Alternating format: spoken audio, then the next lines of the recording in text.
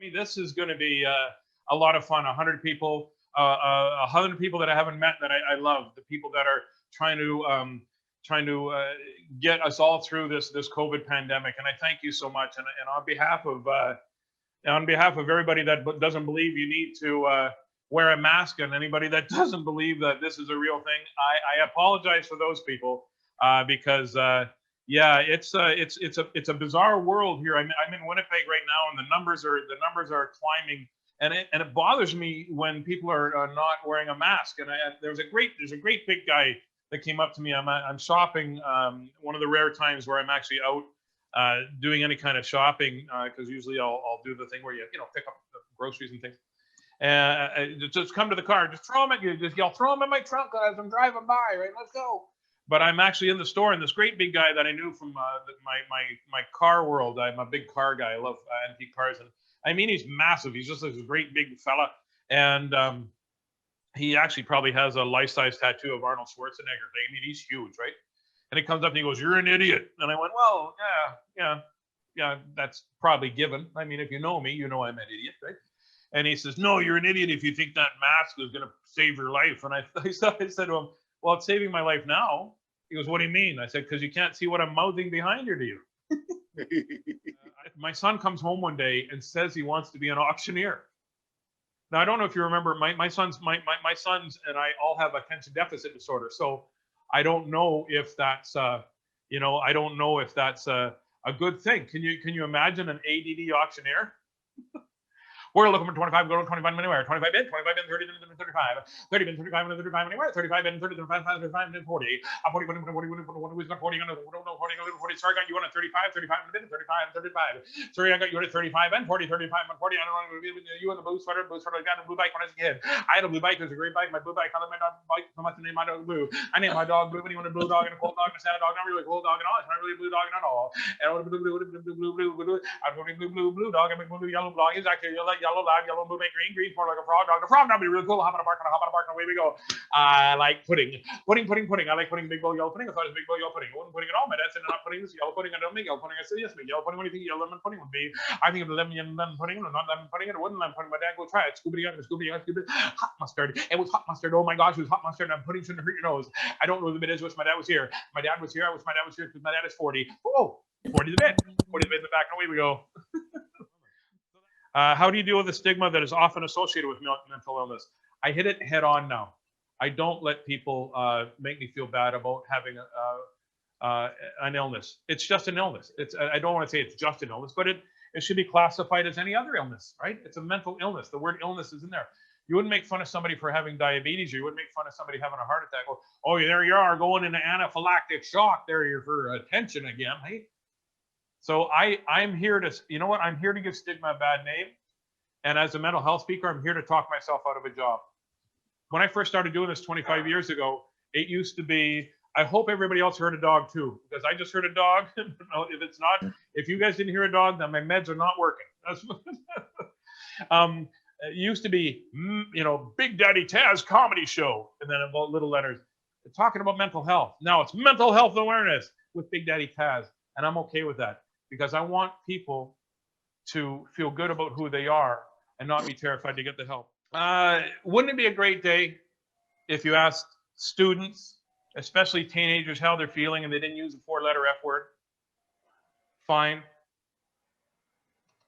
I don't like the word fine. I hate the word fine. I don't hate a lot of things, but I don't like the word fine because fine is a word that you say when you want people to go away. Fine is a word that you say if you don't know if you can trust the people that you're doing things with.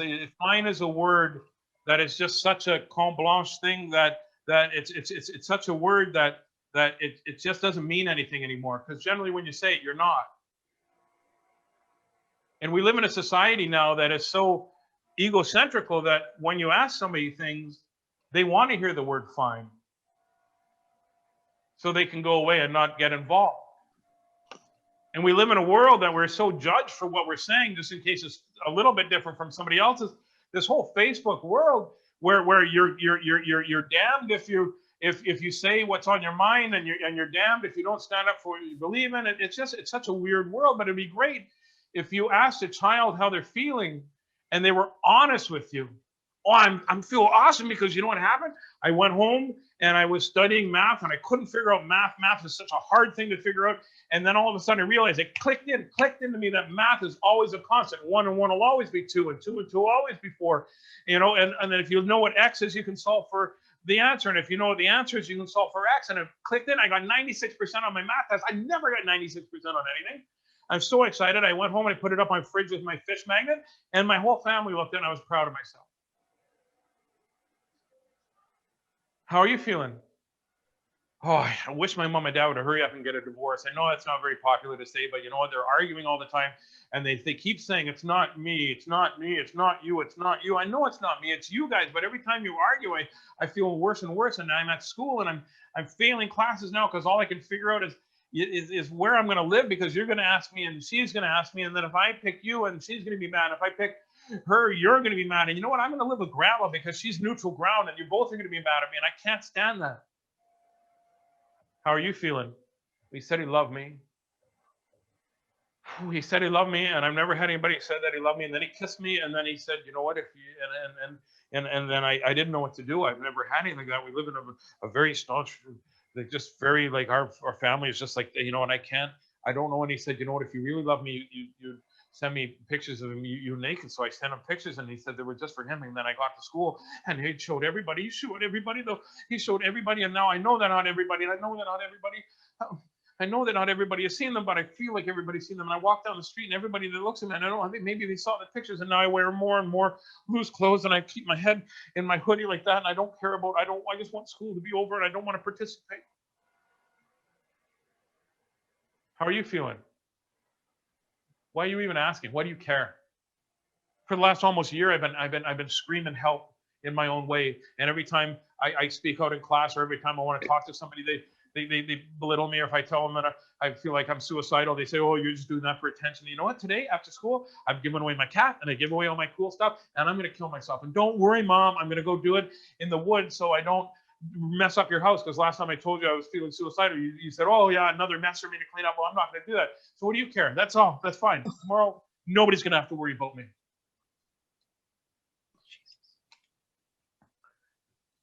Wouldn't it be a great day if you asked somebody how they're feeling and they weren't terrified to tell you, "I need help.